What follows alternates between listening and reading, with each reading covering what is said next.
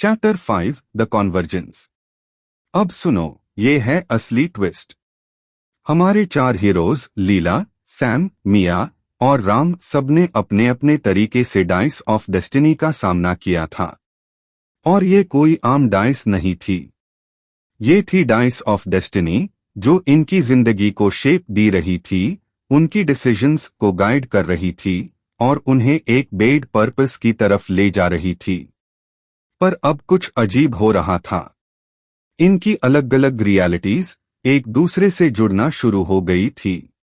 लीला का पुराना dice, Sam का एलियन क्यूब, मिया का मिस्टेरियस बोर्ड और राम का वर्चुअल गेम, ये सब एक हाई आर्टिफैक्ट के अलग अलग रूप थे। एक ही ताकत थी जो अलग अलग वक्त, जगह और दुनिया में एक साथ एग्जिस्ट कर रही थी। सब कुछ कनेक्टेड था।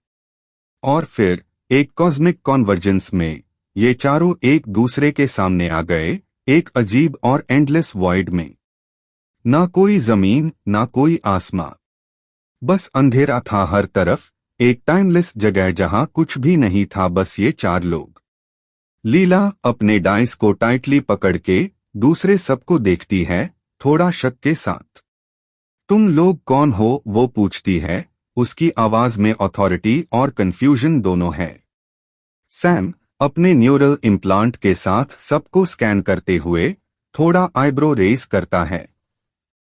मैं भी ये पूछ सकता हूं, वो जवाब देता है, सिचुएशन को समझने की कोशिश करता है।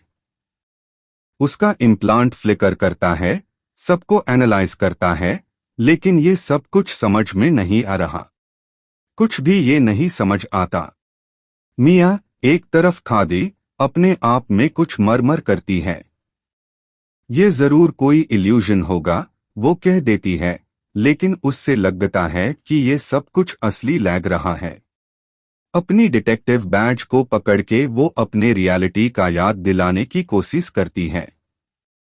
राम, जो काफी शॉक्ड और ऑस्ट्रक है, दूसरों को देखते हुए बस ये कहता है, ये मेरा गेम है। वो समझ नहीं पा रहा कि ये सब कुछ कैसे हो सकता है।